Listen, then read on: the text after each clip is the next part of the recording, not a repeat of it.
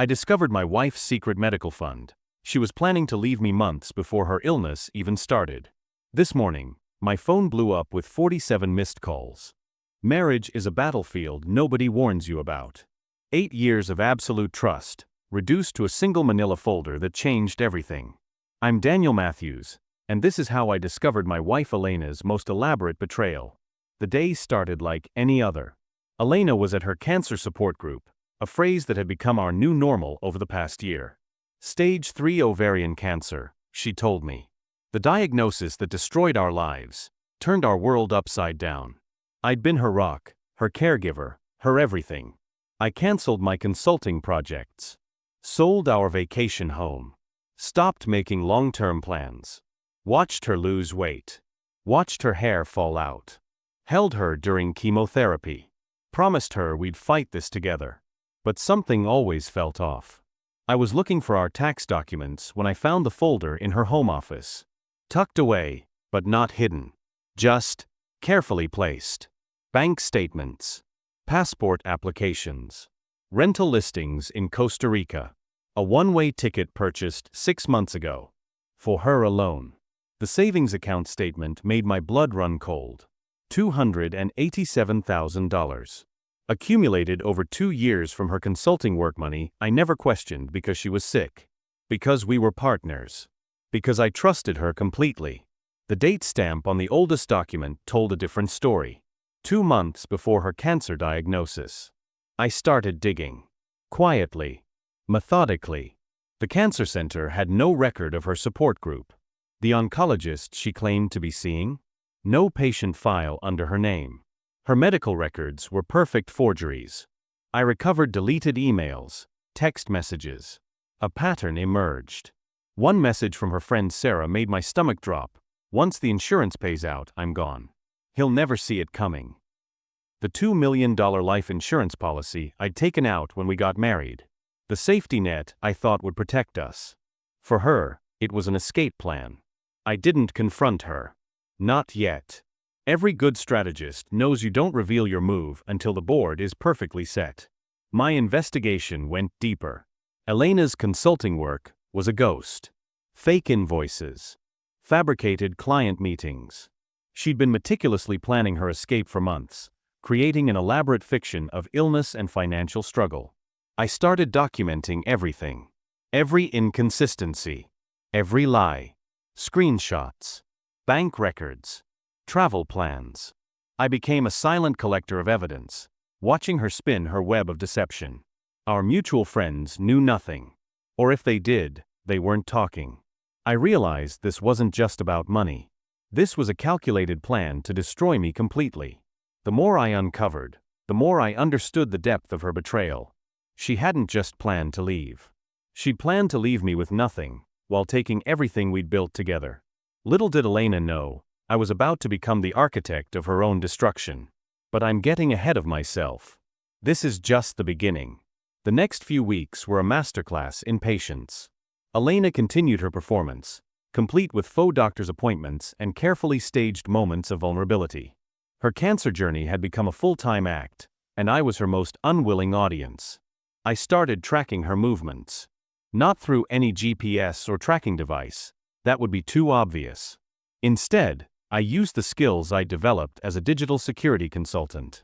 Her phone, her emails, her social media, they became my reconnaissance tools. The first major breakthrough came from an unexpected source. Sarah, her supposed confidant, turned out to be more of a casual acquaintance than a close friend. A few strategic conversations, some in person, some online, began to crack her carefully constructed narrative. I discovered Sarah knew about the plan, but only in fragments. Bits about Costa Rica. Whispers about a new life. But nothing concrete. Elena was careful. Too careful. My network of professional contacts became my silent allies. A private investigator I'd worked with on a previous cybersecurity case owed me a favor. No official investigation, just quiet information gathering. Bank transfers. Travel plans. Property searches. The picture that emerged was both fascinating and horrifying. Elena had been planning this escape for nearly 2 years. The cancer diagnosis was her ultimate cover story. A way to explain away her increasing distance, her secret savings, her mysterious absences. The $2 million insurance policy was her golden ticket. But here's the thing about elaborate lies. They always have a crack. And I was going to find it. I began documenting everything. Every inconsistency. Every suspicious transaction. Every moment that didn't quite add up. Bank statements showed transfers to accounts I'd never seen. Anonymous prepaid credit cards. Offshore accounts with minimal traces. My law school background, the degree I'd never fully used, was proving more valuable than any professional training. I knew how to build a case. How to collect evidence. How to wait. The most painful part wasn't the betrayal. It was watching her look me in the eye every single day. Fake tears during her treatment conversations.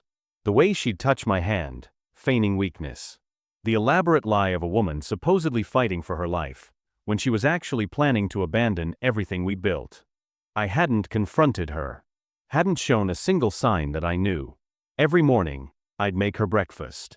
Every evening, I'd sit with her during her recovery moments. My poker face was impeccable. But underneath, a storm was brewing.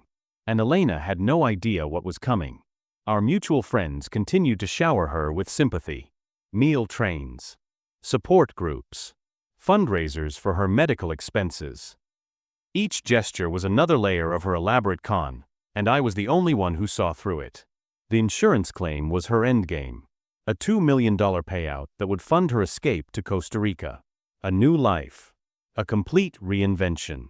What she didn't know was that I was about to become the architect of her own destruction. Piece by piece, I would dismantle everything she'd so carefully constructed. This was just the beginning. Revenge is a dish best served cold. And I was going to make sure mine was freezing. Over the next 3 months, I became a ghost in my own marriage. Elena continued her elaborate performance, completely unaware that I was dismantling her carefully constructed lie, piece by piece. My first strategic move involved her insurance claim. I knew the $2 million policy was her ultimate escape plan. But insurance companies love details, and details were my specialty. I reached out to an old college friend, Mark, who now worked in insurance fraud investigation. Off the record, I told him over drinks one night. Casual. Calculated. I think something's off with my wife's medical records. Mark was a professional. He didn't ask questions. Just listened. I fed him breadcrumbs. Subtle inconsistencies in Elena's medical documentation. The forged oncology reports. The phantom support group. The bank transfers that made no sense. Meanwhile, I continued my own investigation. The rental listings in Costa Rica weren't just random. They were carefully selected properties near a specific community. A community of expats. Of people who knew how to disappear. I started building my own network. Quiet conversations. Subtle inquiries. The digital footprint Elena thought she'd erased was more like a trail of breadcrumbs to those who knew how to look. Her friend Sarah became my unexpected ally. Not through direct confrontation, but through carefully placed conversations. A text here. A casual coffee meeting there. People love to talk. Especially when they think no one is listening. I discovered Elena had been talking to a relocation specialist. Someone who specialized in helping people start completely new lives. Not just a travel agent. A professional who understands how to create entirely new identities. Each piece of information was another nail in her coffin. My consulting work became my perfect cover. Late nights weren't suspicious. Detailed research wasn't out of character. I used every professional skill I'd ever developed. Digital forensics, financial investigation, strategic planning. The most dangerous predator isn't the one who roars. It's the one who watches. Who waits. Who plans. Elena thought she was running a perfect con.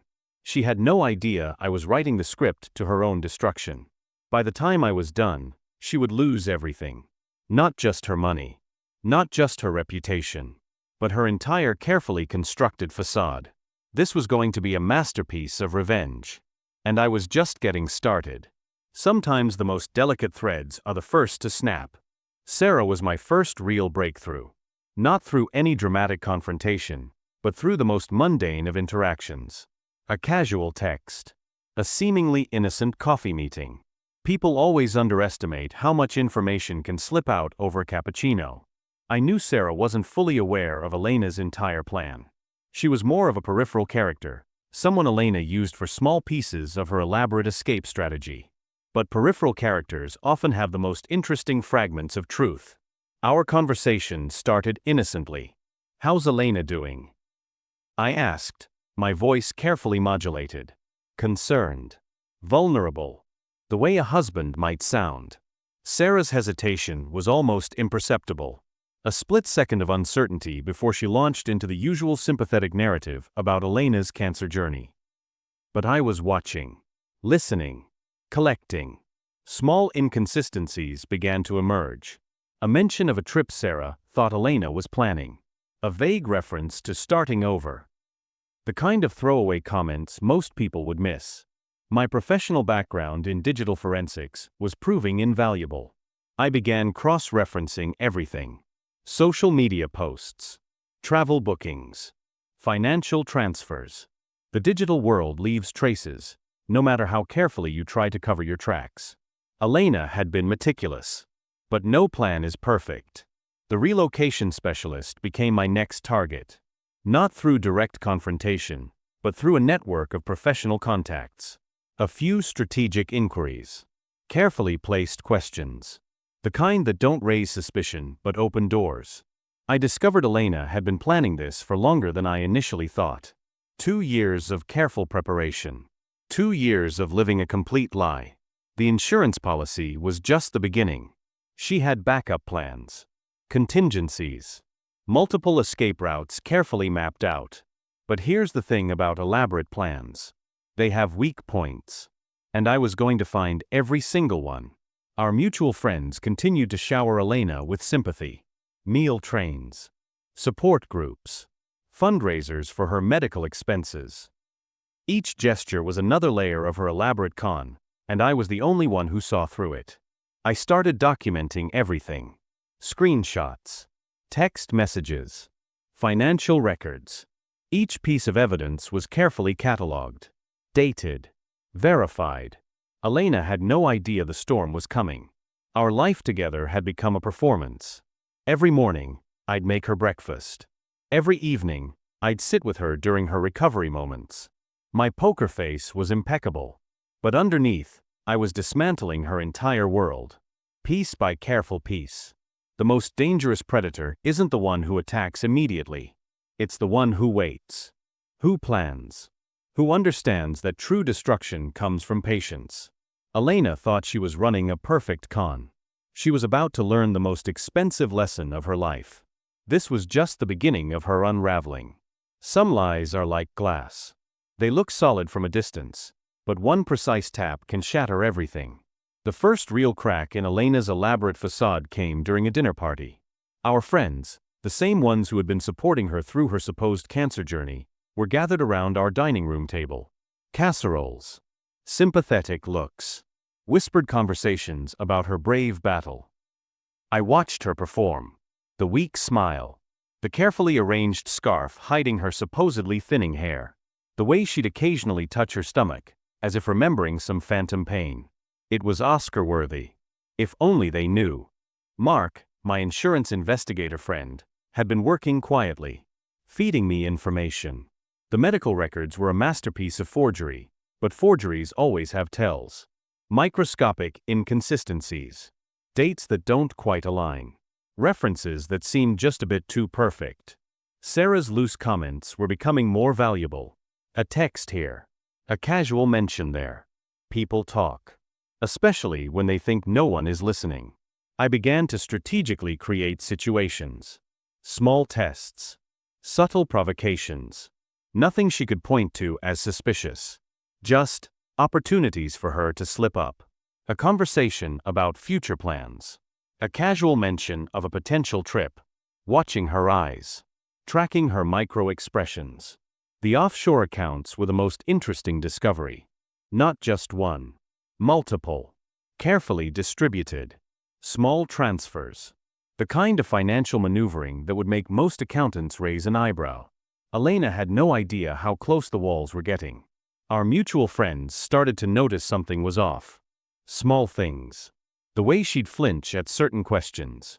How her stories about treatment would subtly change. The medical details that never quite added up. I wasn't doing anything.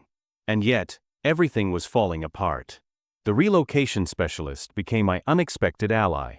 Not through direct confrontation, but through a network of professional contacts. Quiet inquiries. Strategic conversations. The kind of information gathering I'd built my entire career on. Each piece of evidence was another nail in her coffin. By the time I was done, she would lose everything. Not just her money. Not just her reputation. But her entire carefully constructed facade. Elena thought she was running a perfect con. She was about to learn that some plans have an expiration date. And I was going to be the one to stamp it. Some people believe in rock bottom. I believe in carefully constructed landmines. The insurance investigation was my first real weapon. Mark had been quietly digging, and the inconsistencies were becoming impossible to ignore. Medical records that seemed too perfect. Treatment logs that didn't match any actual hospital protocols. Elena's entire cancer narrative was unraveling like a cheap sweater. I watched her carefully. Every move. Every conversation. The way she'd adjust her scarf. The subtle shifts in her story. The friends who were starting to whisper. Our dinner parties became my hunting ground. Subtle questions. Carefully placed comments. Watching her squirm. Watching the facade crack just a little more with each passing week. The offshore accounts told a story of their own. Careful transfers. Calculated movements. The kind of financial maneuvering that screamed preparation. Not just for a trip, but for a complete disappearance. I began to leak information. Strategically. Carefully. A conversation with Sarah here. A casual mention to our mutual friends there. Nothing direct. Nothing that could be traced back to me. Just seeds of doubt. The first real crack came during a charity event. Elena had been milking her cancer journey for sympathy, using it to gain social capital. The local support groups. The fundraisers. The carefully curated narrative of the brave wife fighting a terrible illness. I watched her from across the room. Surrounded by friends.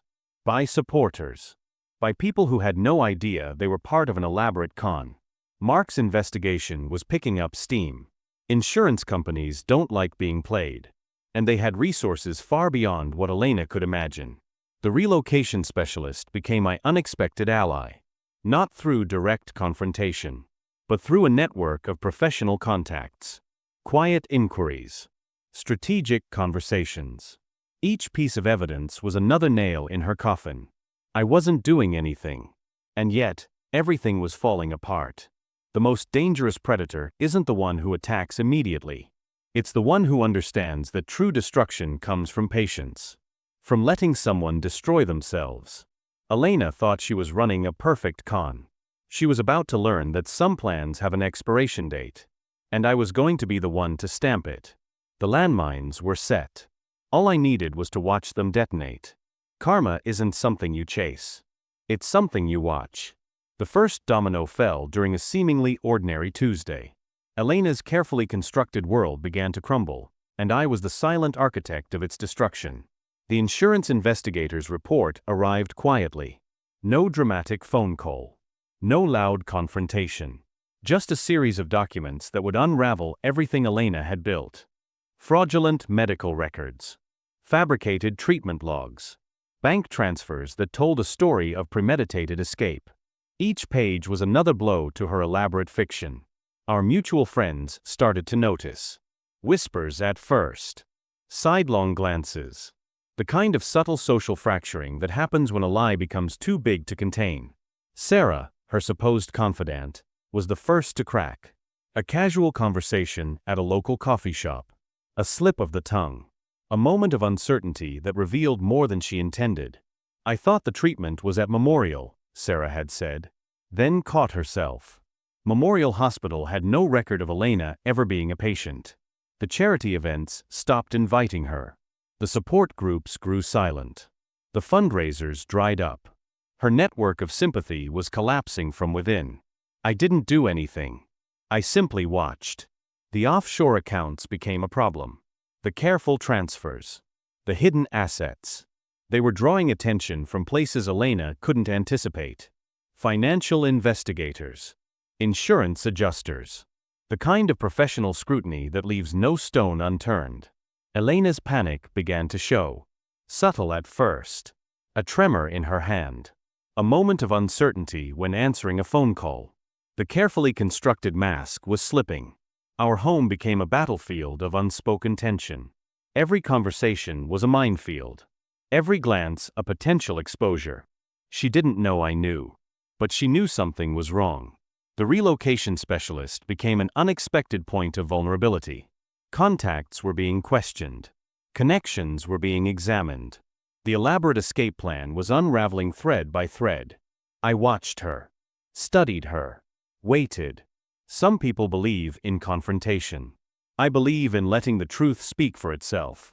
Elena had spent 2 years planning her perfect escape. She was about to learn that perfect plans are often the first to fail. The landmines were set. And they were about to detonate. Some explosions are silent. The most devastating ones don't make a sound. The final act began on a crisp Saturday morning. Elena had no idea her entire world was about to collapse. The insurance company moved first. A certified letter. Detailed investigation results. Fraud charges being prepared. The $2 million policy wasn't just canceled, it was now a criminal investigation. I watched her open the letter. Her hands shaking. That moment when the carefully constructed facade began to crack in real time. Her phone started blowing up. First the insurance investigators. Then the local charity board. Friends who had supported her cancer journey were now calling with questions. Accusations. Demands for explanations. The offshore accounts were next. Frozen. Investigated. Each transfer now a potential criminal charge. Sarah, her supposed confidant, had been quietly cooperating with investigators. Those casual conversations I'd engineered were now bearing fruit. Text messages. Emails. Fragments of conversations that exposed the elaborate lie. Elena's carefully planned escape to Costa Rica was falling apart. The rental properties. The fake identities. The meticulously prepared exit strategy. All of it was unraveling. Our friends who had once brought meal trains and offered sympathy were now turning away. Social media became a minefield of whispered accusations. Private messages. Subtle hints of betrayal. I didn't say a word. I didn't need to. The relocation specialist was being questioned. Bank records were being scrutinized. Every single piece of her elaborate plan was now under a microscope. By noon, Elena was a ghost in her own life. The phone calls. The hushed conversations. The looks of betrayal from people she thought were her allies. I watched her realize everything was lost. Not through my action, but through her own elaborate web of lies. Some people believe in dramatic confrontations. I believe in letting the truth do the heavy lifting. Elena had spent 2 years planning her perfect escape. She was about to learn that the most perfect plans are often the first to fail. The final blow was silence. The kind of silence that speaks louder than any words ever could. Some stories end with a bang. Mine ended with a whisper. The final confrontation wasn't dramatic. No screaming. No tears. Just the cold, hard reality of consequences. Elena sat across from me in our living room, a room that had been a stage for her elaborate performance for months. Her perfectly curated life was now a pile of ash around her feet. "How long have you known?" she asked. Not with defiance. Not with anger. Just defeated. I'd been waiting for this moment. Not with rage. Not with vengeance. But with a clarity that comes from months of patient investigation. The insurance fraud investigation was complete. The criminal charges were being prepared. Her carefully constructed escape plan, the offshore accounts, the Costa Rica properties, the fake medical records, all of it was now evidence. Our mutual friends had abandoned her. The charity circles that once celebrated her brave cancer journey now whispered about the ultimate betrayal. Social media was a minefield of exposure. I laid out the documents. Bank statements. Forged medical records. Travel plans. Offshore account transfers. Each piece of paper was a nail in the coffin of her elaborate lie. 2 years, I said quietly. You've been planning this for 2 years. She didn't deny it. Couldn't deny it. The $2 million insurance policy. The secret savings. The planned escape to Costa Rica. Every single detail was now exposed. Not just to me, but to everyone. Sarah had been the first domino. Her casual conversations. Her uncertain statements. They'd been the beginning of the unraveling. Elena's professional network was destroyed. The relocation specialist was being investigated. Her carefully constructed identity was crumbling. What happens now? She asked. Not as a wife. Not as a partner. But as someone who knew she'd lost everything. I'd spent months collecting evidence. Strategically. Carefully. Letting her believe she was in control. Letting her dig her own hole. Some people believe in dramatic confrontations. I believed in letting the truth speak for itself. The most dangerous predator isn't the one who attacks immediately. It's the one who understands that true destruction comes from patience. Elena thought she was running a perfect con. She was about to learn that some plans have an expiration date. And I was the one holding the stamp. Some wounds heal. Some scars remain. 3 months after Elena's world collapsed, I found myself standing in an empty house. Not broken. Not angry. Just different. The legal proceedings were almost complete. Insurance fraud charges. Criminal investigations. Her entire carefully constructed life was now nothing more than a case file. Our mutual friends had disappeared. The same people who once brought meal trains and offered sympathy were now ghosts. Social media was a graveyard of deleted connections and hushed conversations. Sarah, her supposed confidant, had been the first to truly break. Cooperation with investigators. Embarrassed admissions. The kind of fall from grace that leaves permanent marks. I didn't feel victorious. Didn't feel vindicated. Just calm. The offshore accounts were seized. The Costa Rica properties were now evidence. Every single piece of her elaborate escape plan was dismantled, piece by careful piece. My professional reputation, ironically, had grown stronger. A digital security consultant who uncovered a 2-year-long fraud. Colleagues looked at me differently. Respect mixed with a hint of caution. Elena disappeared. No dramatic exit. Just gone. A forwarding address to her lawyer. Pending criminal charges. A life reduced to legal documents and whispered rumors. The insurance payout she'd planned? Completely destroyed. The $2 million policy was now evidence in a criminal case. Some people believe in dramatic endings. I believe in quiet resolutions. I learned something important through all of this. Revenge isn't about destruction. It's about letting truth do the heavy lifting. About understanding that some people are their own worst enemies. I never sought to destroy Elena. I simply allowed her to destroy herself. Our wedding photos came down.